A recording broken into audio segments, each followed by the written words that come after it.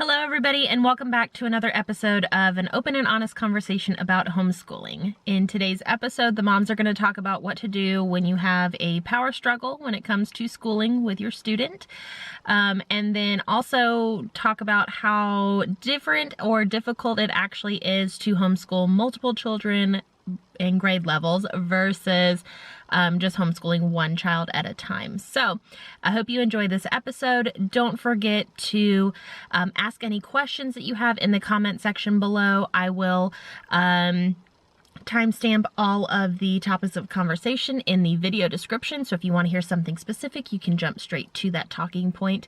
And then don't forget to give us a thumbs up and subscribe. You can also hit the notification bell if you want to be notified whenever a new video is posted on our channel. So here we go.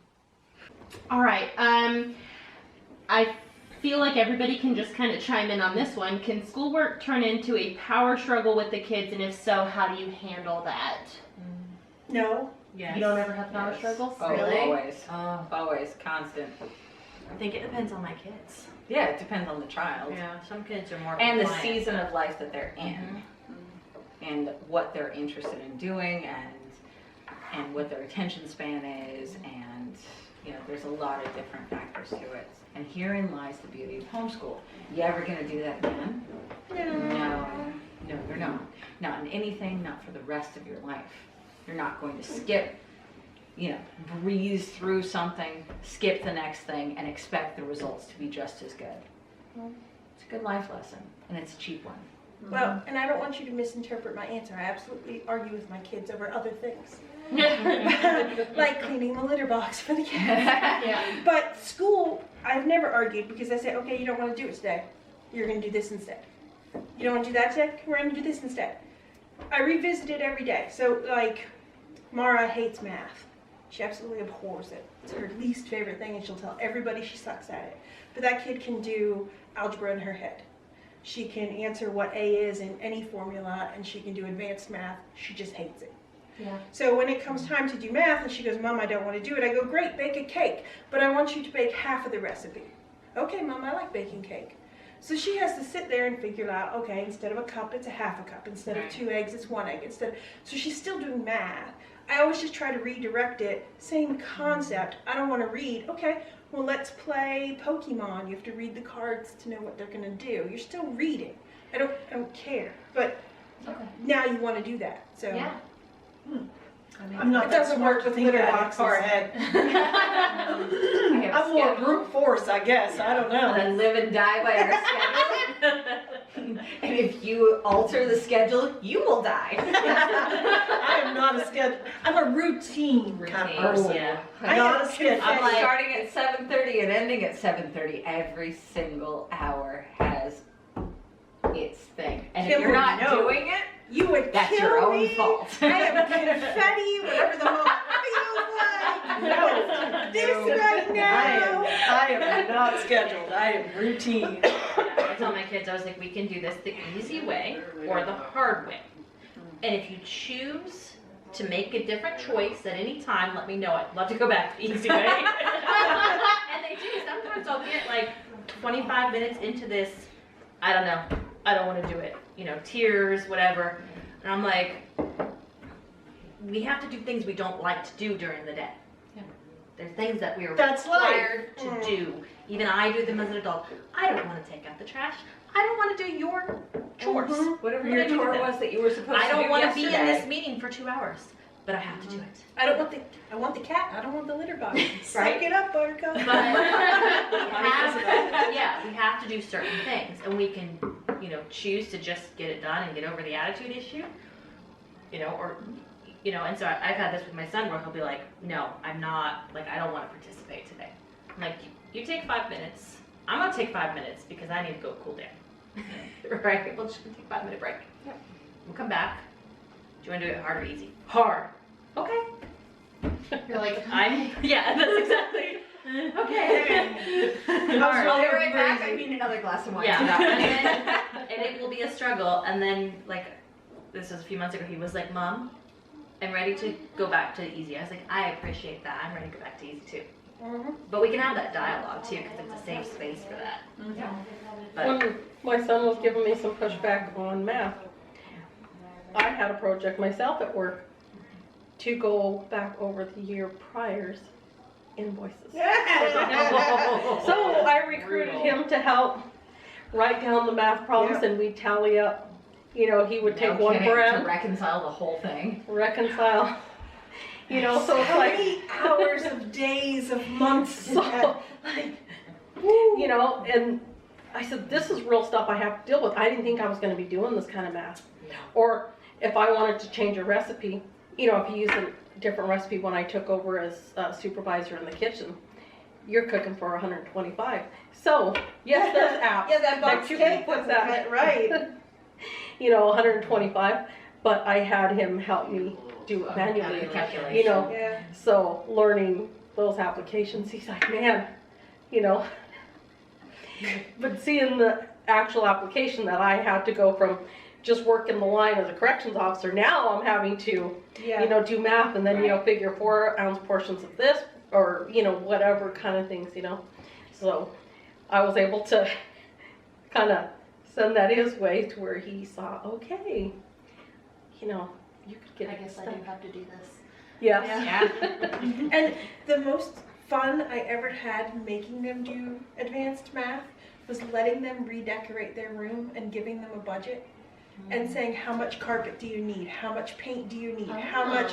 And they would, and I did not give them a formula. I said, you have Google, go on, figure out how much paint you're gonna need based on what the can says, based on the room area that you're gonna be painting. And like, no lie, those kids were engrossed in that from like 8 in the morning till 10 o'clock at night. They were, I want this rug, Mom. Well, that rug is $300. This is not your budget. In your budget. But It's nice to be a kid here. and then they go, can We I all call, have dreams. can I call Grandma? Grandma would buy me that rug. No, you're not allowed to call Grandma. No donations. No donations. I don't get donations for my water bills. No. No, but like that was Yeah. so much fun for all of us, and they did so much writing that week. They did so much math, so much of everything that they did not want to do, just because they wanted their room to be cute. Yeah. That makes sense to me. Genius. Genius. No, lazy. I did not want to do it. I had a lot more pushback with my older kids when Yeah. I was doing public school at home, basically. Mm-hmm. You know, Becca, we have to read all of this, fill in the, right. and I think mainly it was because they were absolutely bored out of their minds. Yeah. And with the younger children, I really do not have that. This is your stack of books that I want you to read this year, and this is your math. You know, this, and then we just throw little things in, you know, geography or whatever it is, we throw that in. Okay, you're reading a book about, you know, the Holocaust, you know, let's talk about Germany. Let's talk about where it's at in relation to the other countries. Let's, you know, so it's more talking and that sort of thing, which is something I'm pretty good at. You know?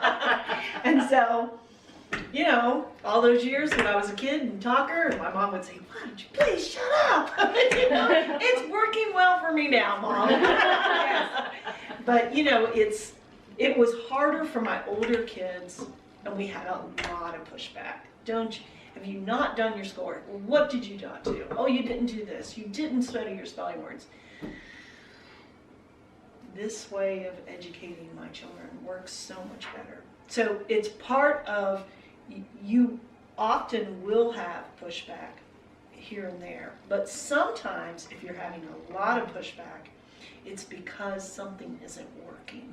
Yeah. You know, and maybe you need to consider tweaking that a little bit. Maybe it's your education, maybe it's the way they're learning. Maybe your teaching style and their learning style doesn't line up. And so maybe you're too far ahead for them. Maybe. They just need it maybe easier. they're just bored. I mean, Yes. Oh, with, right, so you know, yeah, I mean, with Yeah. with some of my children, I mean, when Emma was in kindergarten, Emma could read the King James Bible as good as me and you, as well as me and you. And she was in kindergarten. In kindergarten class in Sunday school, her teacher would say, Emma, can you read this, Thessalonians 4:5, Yes. She'd read it. Okay. I did not teach her to read. She knew how to read. My mother would just give her the sounds and she figured it out. On the other hand, Emma, can you please tell me what 5 times 5 is? No! Yeah. So she was very advanced in one subject and not in another. And you have to adjust for that child. Whereas, you have my son who struggled with reading, who struggled with spelling, who still spells the word get, G-I-T.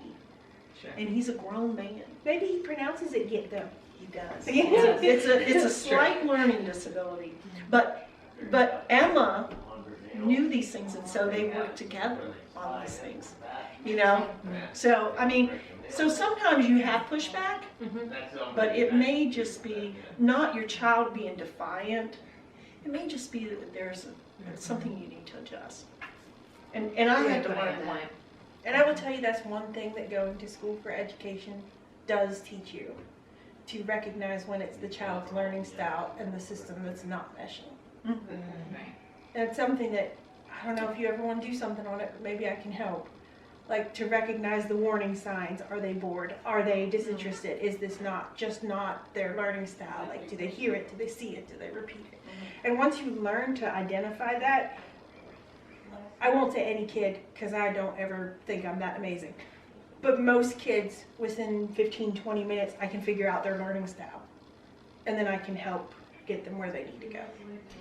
So to me, it feels like you're saying like there's really, for most kids, like you said, not all kids, but for most kids, there's no such thing as really like just a bad attitude. It's like, no, we just need to figure out. Oh, I don't know that I would say that. I wouldn't go that far. There's definitely sometimes a bad attitude. So maybe the moms are picking kind of the right learning styles and these sorts of things, but the kids literally just have a bad attitude and don't want to do Yes, it. Sometimes your kids are just having a bad day. Yeah. I mean, Yeah. we all Yeah. have a bad day. You get Yeah, up on the for wrong sure. side of bed, you didn't have enough coffee. Absolutely.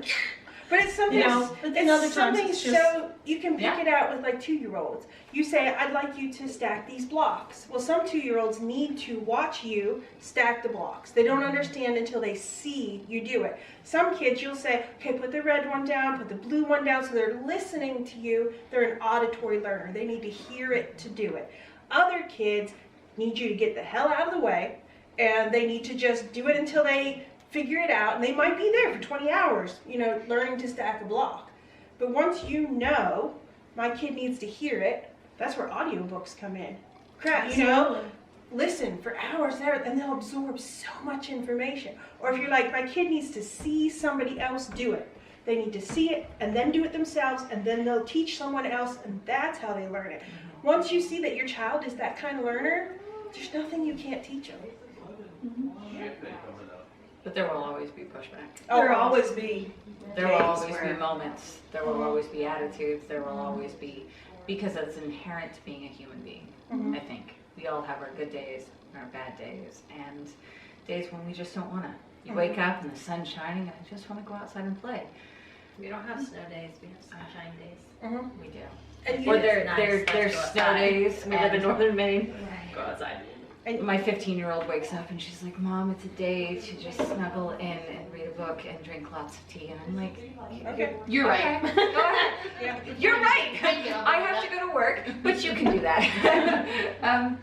Enjoy. But to you, So you Kim, recognize it's those moments of the kids. you what the as a kids parent who has to see that, just like Yeah. Kim did, you have to acknowledge that, not get mad or frustrated or angry. You have to say, this is what you need right now. Yeah. And can I give it to you, yes or no? If it's no, then you're going to get pushback. If it's yes and you accommodate, you may not get pushback next time. They may say, hey, Mom made this exception for me. But they may still have this unrequited feeling that still is unresolved. Yes. And they're going to push back no matter what you say. Yes. Because there's something else that they need to talk to you about. There's something else that needs to be addressed, and they're not getting it. And sometimes what it's happens. just. It is. Sometimes it's just, just like with It's anything, Tuesday. and children are children, you know, Yeah. I don't want to do it. Well, why not? Well, I don't. It's Tuesday. And it's like you have to just stand your ground and say, look, we're doing it. Yeah. You know, I mean, it's just the way it is. Like Kelly said, sometimes you just have to do things because it's what we have to do today. What I tell my staff, we are required to do this. You must do Sometimes this. in My life- children, we are required to do this. Sometimes in life, you just have to do something even though you don't want to do it. Suck it up. And there again, that's a great life lesson. It absolutely is. Yeah. And then other times they're just struggling. And you need Yeah. to, you know, I one time when Levi was in like 4th grade, he was really struggling with his math. He was not progressing. I thought I'd done everything I know to do, and what's the problem here? And we just had to stop. I'm just done with this. And we just put it on the back burner. It's math. You can't really do that, but yet you just had to. Yeah. And we still did math, but we just did a different math, just for a little while. I love vintage school books, and I have a nice little collection of vintage school books. So I'm digging in my books and found a little math book. It was about 2 grades below him, so it's a vintage book, so you know it's pretty challenging, you know. And it was like, we're just going to use that for the rest of the year, and that's what we did. It was like there was no plus or minus signs or anything on them. So one day you'd have to take all those problems and you plus them, add them, and the next day you'd subtract them. And you know, it was from the 40s, this book.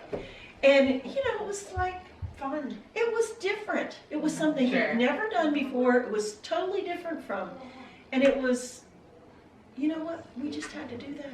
And then the next year, we came back to it, and it was, oh, well, this is cool. We did, you know, it was like a reset.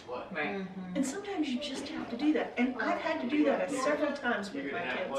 I mean, even when Sarah was very small, learning to read, sometimes their brain isn't developed Yeah. enough to get something. So we were learning to read, and it was like, okay, Sarah, we're going to read this word. You know, let's try it. And she, but at. Okay, very good. Yeah, let's put it together. You know, put it together. And I'm like, okay. And she, yeah, it's a but at. And I'm like, oh no, this is not working. And so it was like, okay, about that same time, Michael was born. And it was like, I got a brand new baby. I can't know. I just moved my business to the house. I can know. And so it was like, we're just going to step back away. And we took like a month off. I just had to shut down and be done for just a little time period. We come back to it. It was like, okay, honey, let's do this. Let's do it. All right, what's this? Do you remember? Yes, Mommy, I got it. But and I'm like, okay. So pronounce it out. Oh, it's hat. Okay, good. Now let's put it together. It's bad. Yay! Hey! Oh, you did it! You know, oh man. Praise Jesus. But I mean, sometimes their mind just isn't developed enough to get it. And you think, because we always tend to compare our kids to everybody else. It's not fair. And it's one of the reasons, and I know you ladies love the test at the end of the year. No. No, you don't love I don't them? do that. Well, I mean, I should say, there's a lot of people who do love that test at the end of the year because it helps them to see where their child is compared to other children. But It's also a great way to tell a family member who goes, oh, homeschooling is terrible. You're like, well, honestly, do you see how my child is doing That is true. compared to their... And I mean, It's great for insurance discounts. That's right. Yes. Absolutely. I'm there with you, sister. When they're you driving, know, a lot I'm of going to times, start doing this at 16. a lot of times, you know, it's just, we really shouldn't compare them. They're individuals, just like we are. Yeah, I think you it's know? important to recognize, like, when I started learning about homeschooling and the kids, like, I started them all at the same place, right? But they all have, a kid develops emotionally, mentally, physically Different. different Yeah. at different rates. And so like my son, who was like at 9, I'm like, why are you not a fluid reader yet? And then now at 11, he's like, da da da da da da. I'm like, it's like, it just clicked. But mentally, physically, emotionally, his body and brain caught up. Right. So yeah, he could turn the pages, but he couldn't make any sense out of them. Right. And now he's like, yeah, it's fun, and I can write everything now. And I'm like, That's actually a great segue into the next question, which is how many children do you ladies have? And then how much more difficult do you think it is to homeschool multiple children at different ages / grade levels versus just one child? I have 6. focusing on one child. She She has has- children. Yeah. She has the least. She has Yeah. one. She has one. I So she can 3, 6, so I'm 6, next 4, least. 6, Yeah. 4, 3, 3. 1. But I'm only homeschooling 2 now, so. I'm homeschooling 6. I've got a 15-year-old down to a 6-year-old. Yeah. So high school to Preschool. Preschool. Well, technically, kindergarten now. he's kindergarten this year. first-ish grade-ish. He just turned 6, so technically he's still kindergarten this Okay. year. So how much more difficult do you think that is, that you have all these different grade levels / ages, whatever you want to call it, versus if you were only to focus on homeschooling one child? It's vastly different. And there again, I lean a lot on the children and their own individualism. So I'm not sitting there reciting a lesson. Not standing in front of a blackboard or a whiteboard. I'm giving them the opportunity to learn for themselves. The only one that I'm really hands-on with right now is, and I can't say that, all of them have varying degrees for what they need from me. The youngest one is the one that needs me the most. So, ironically, he does the least. I mean, if you really like correlate how much he's doing in a day, we're focusing on gross motor skills, social emotional skills, we're focusing on letter sounds. He's learning the basics of reading. He does that in a very organic way out in the world. So we talk about letters. What sounds do they make? How to form those letters, how to write those letters, how to manipulate any of the materials that we come across. So cutting is a really great thing. You draw a line, they cut it, but it helps develop those muscles so that they can grip a pencil eventually. He is writing his name. And there are some days where he gets to the point where he is 5 minutes in, he's done. Okay. Go play with Legos. I'm gonna talk to your sisters. Go do something else. There are other days where an hour and a half in, he is still doing the exact same letter page, and he's really focused on coloring that grape cluster. Just perfect. Okay, do that. The next 2 up, they have their standards and what's expected of them. And the next 3, the oldest one I do less with, the next 2, we talk about the things that are confusing to them. So concepts, it's more theoretical than it is application.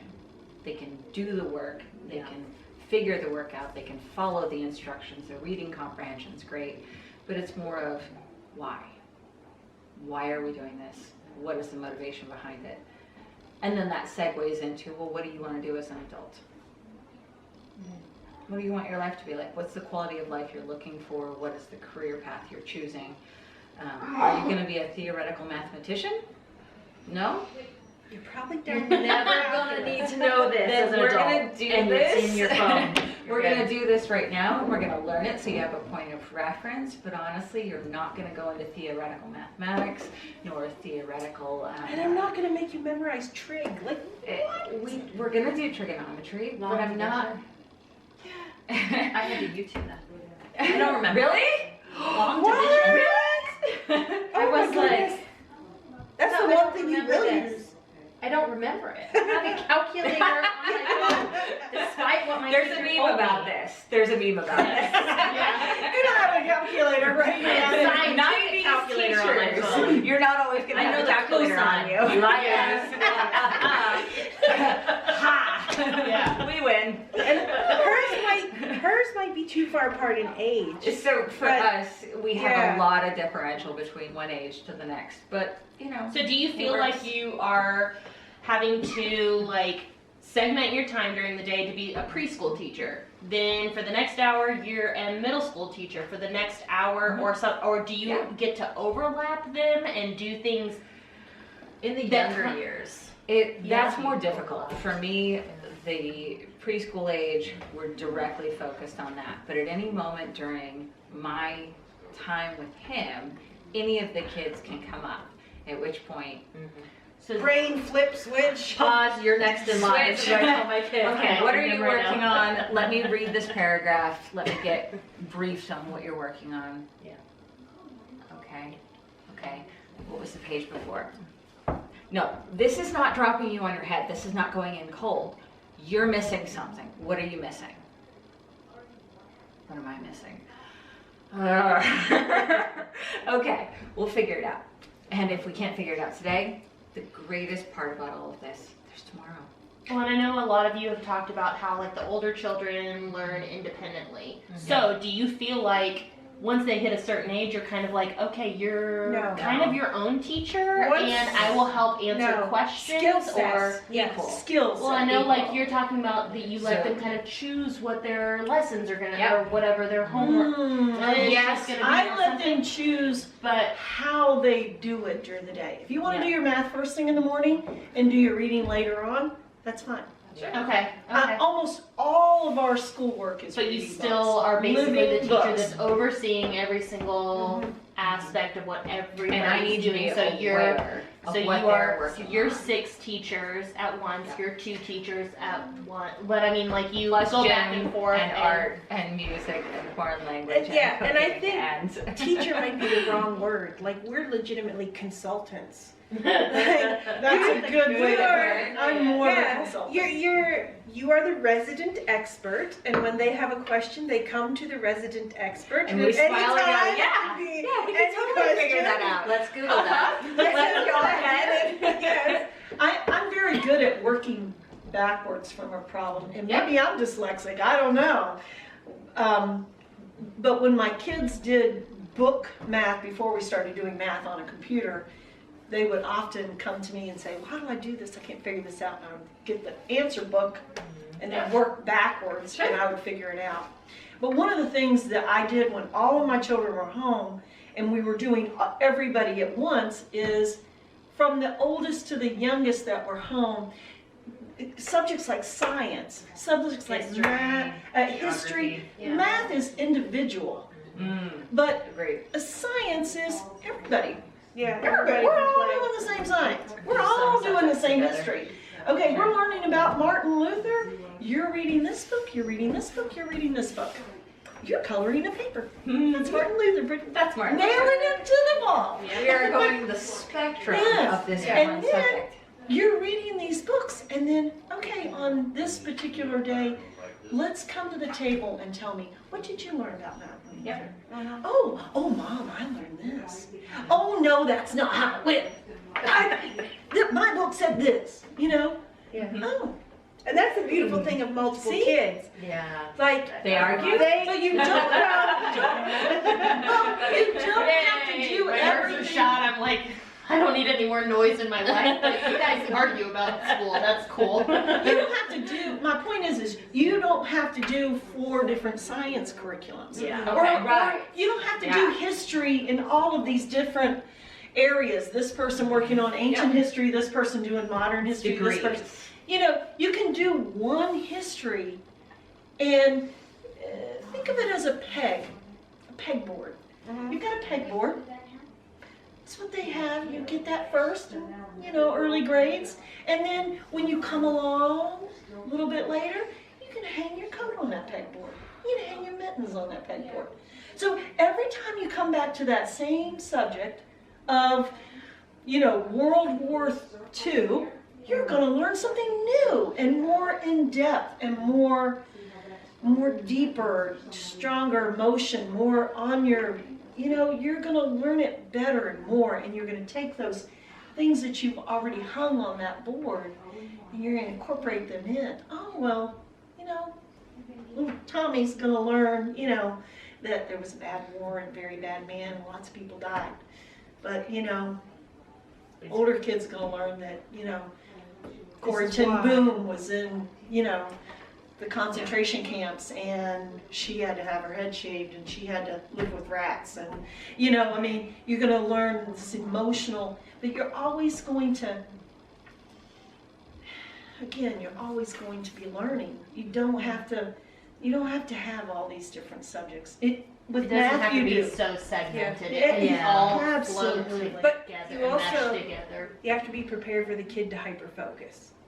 You may have a child that goes, oh my God, World War II, that was amazing. I want to know everything that's ever been known about this. And you have to go, here's a library, let's go to the library. Every week you can pick out a book. And while they're hyper-focused, you might build that entire freaking coat rack.